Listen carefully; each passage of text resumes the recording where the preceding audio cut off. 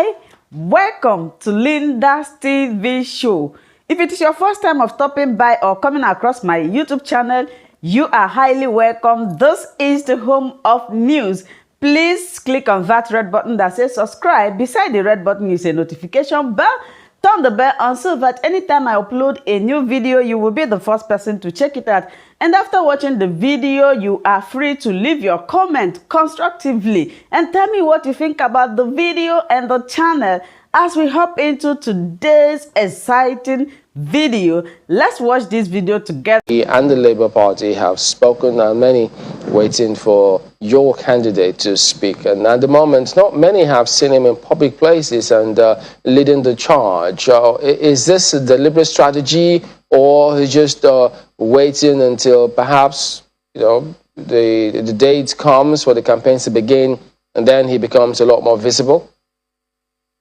I think you nailed it on the head.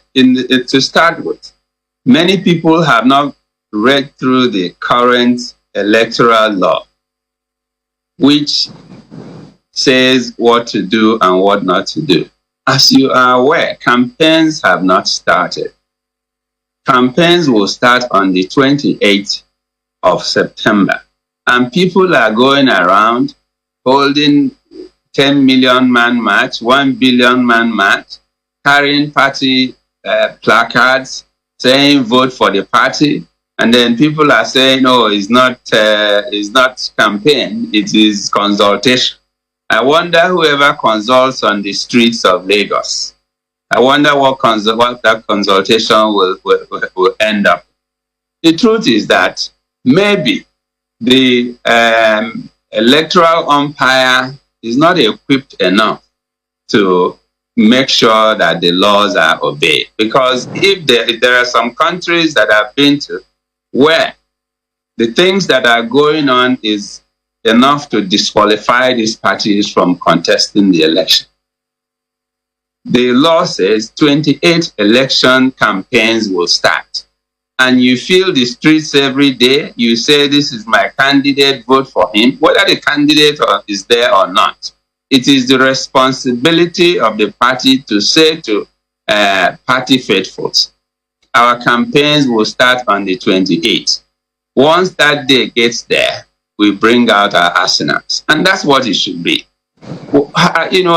Each time I sit down as a diplomat, having been in the United Nations offices in Vienna, and having attended so many United Nations meetings, you give a directive and then people, disobey those directives. It gives me goose pimples, because what goes through my mind is, if people can disobey such simple rules or laws before they become president, what happens when they have all the authority? Those are the things we need to consider. And I implore the media to also help us in doing this. It is very important. If some of us are not speaking, not because we cannot speak, but because we want to wait from the 28th, then we start speaking. Then we start campaigning. That's the problem that I find with us. And nobody sees anything wrong with it. Whenever you say, people say they are consulting, we are deceiving ourselves. It's wrong. So we must do something about that. Well, the thing maybe it's too late now. But we've also seen different political parties, including your party members, the APC, speak about certain things as well. Their strengths, what they think will ensure that Nigerians vote for them, why they think they won't win the elections. They've spoken in different fora, and they keep speaking about these things. But if you're saying they've not hit the streets as of yet compared to some of the other political parties, maybe. But speaking about just like you were asking me, for those who just went to the streets and did what they describe as sensitization, and then perhaps the momentum that some of them seem to be enjoying, which is debatable. Is your party, your candidates, concerned or worried or threatened? Because there are many who say they are frustrated both with the APC and the PDP because they've not gotten them where they think the country should be at the moment, and as such, they don't really want to vote for any of these two political parties?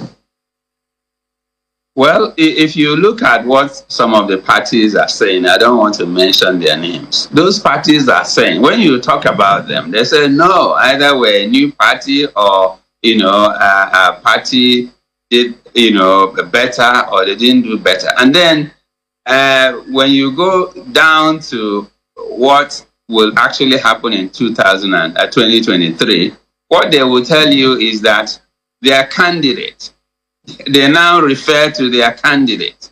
So let me refer to our candidate. Our candidate is not Mr. APC. Our candidate is a human being. And why did I say that? I say it because our candidate, Asiwaju Bola Tinubu, if I may say, is somebody who, I believe you're talking to me from Lagos. Somebody you know. And I say this because people are now using, where it is convenient for them, they say the party is new, forgetting that the people who are in those parties came from, these same quote-unquote old parties. In other words, you just take an old wine, you put it in a new bottle, and you say that it is the best wine in the world. That's wrong. Now, you and I know that Nigeria, unfortunately so, that once you become the president of Nigeria, things change. I'll give you a typical example. I was a young man and a special assistant to Senator Ahmed during the NPN days. Now, in those days, my principal will give me a phone and say, call Mr. President. And I call Mr. President and say, Mr. President, we are coming to Dodon Barracks. You know what happens? By the time we get to Dodon Barracks gate, President Shagari will be at the gate to welcome us. That is how important the party was then. President Shagari will leave all meetings and come to the gate of Dodon Barracks and walk the secretary of the party into his office. Right. Does that happen today? So, we need to take a quick break. But pardon me, when we return, we'll continue from that train of thought. So we'll be right back.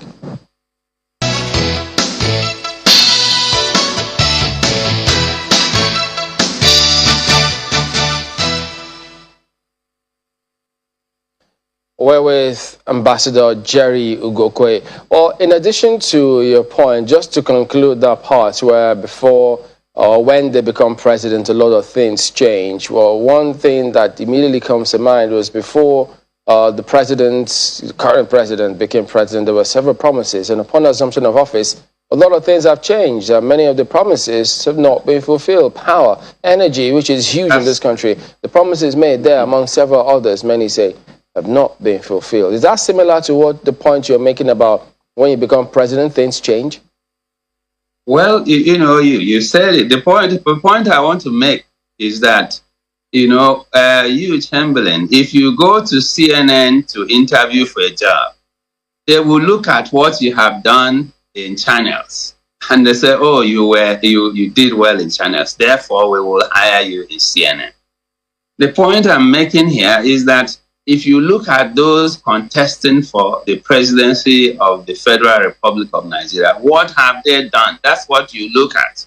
When they make promises that I will do A, B, C, D, when they get in there, the situation becomes different.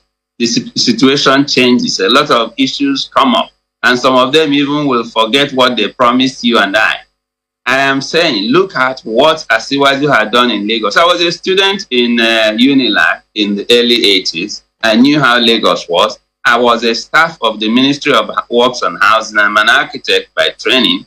I worked in Lagos at, in the Ministry of Works and Housing when all the headquarters were in Lagos. I know what Lagos was in those days. Look at what Lagos is after Asiwaju was governor of Lagos State for 8 years. Those are what we look at. Look at what the person had done when he had the authority to do that. And that will give you an incline, an insight to what that person will do when you give him even a bigger responsibility. I tell people that, I lived for so many years in the United States. I worked in the US, in the government. And one of the lessons I learned in the US was when Reagan was the president of the United States of America. Reagan was an old guy.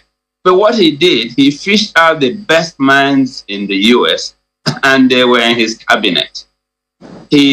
Up till today, nobody will talk about development of America without Ronald Reagan. And that is the same thing that Asiwaju Bola Tinubu did in Lagos. And that's why some of us are saying, give him the opportunity to do the same thing at the federal level. Because if he does that, Nigeria will be a different nation altogether. There are several areas to actually follow up on that, but my colleagues in Lagos, I've got questions for you. I'm in Abuja, actually. Well, thank you, Chamberlain. Okay. Well, Ambassador, there's something you said that I have, raised with other people who we have had to interview, and that's the importance or the supremacy of the party. You mentioned the Second Republic and the supremacy of the party over the president at the time, that he himself will be the one to come welcome the instruments, the political instruments of the party while he is in government. What is it that caused us to lose that trajectory? Because now it would seem like no one can call anyone who is elected into office into power. The governor is the leader of the party when he is governor. There are those who will call that an aberration. I don't know what you make of it. And how do we reverse that trend? I think one of the problems that we have in Nigeria is that we keep mixing up issues. We mix up presidential democracy with the parliamentary democracy. If you watch me where I do my, I'm an associate professor with the National Institute of Legislative Studies, and I say it every day that I don't call any governor a leader. In a presidential system of government, the governor is not the leader of the party. It is in the parliamentary system where, that person is first a parliamentarian, because before he becomes whatever he is. You come to a minister, you call him honorable minister. Why? He is not honorable minister, he's the minister, simple and short. In the UK system, which is the parliamentary system, before you become a minister, you're a member of parliament. That's why you are referred to as honorable minister. It's not the same in our own situation. This is what I teach, and I talk to students on a daily basis. Let's do things right. But, I think we just get so carried away. If they love that... If they love the appellation so much, maybe we might as well just go back to the parliamentary system where they'll be required to speak a lot more and ask a lot more questions. Who knows if that's what they are indirectly asking for. But just one more thing before we go. The president is at the UN. He's going to be speaking, I think he'll be the first to speak about 9 a.m., I think 2 p.m. Nigerian time. So now that he is attending that, perhaps one of the last ones before he leaves, can there be any significant, if we could use the word benefit, that will accrue to us before the president leaves office? Definitely so. I say so because as a permanent representative of Nigeria to United Nations offices in Vienna, one of my duties was to be at UNGA every September for the whole month till October. To prepare when the president comes, to prepare items the president will have to discuss, with other leaders of other nations, to prepare his speech.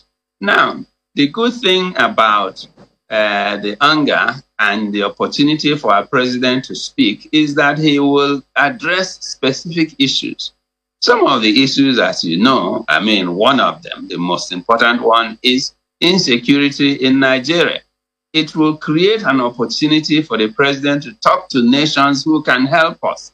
Matter of security is, about putting heads together to know what to do. So it's a good opportunity for Mr. President to go there. And there are other side events, which has a closer contact with other heads of states and leaders of nations to appeal to them to support us to address this, issue that is bedeviling Nigeria. Ambassador Jerry Ugokwe, former permanent representative of Nigeria to the United Nations offices in Vienna. Thank you very much indeed for your time this morning. Thank you, Mr. Chamberlain. I appreciate it. My pleasure. Thank you for always watching Linda's TV show. I will see you again in my next video. Remain blessed. I appreciate each and every one of you, and keep on watching Linda's TV show. If you have not yet subscribed, please, I beg you to do that so that you'll be getting more updates from me. Bye bye.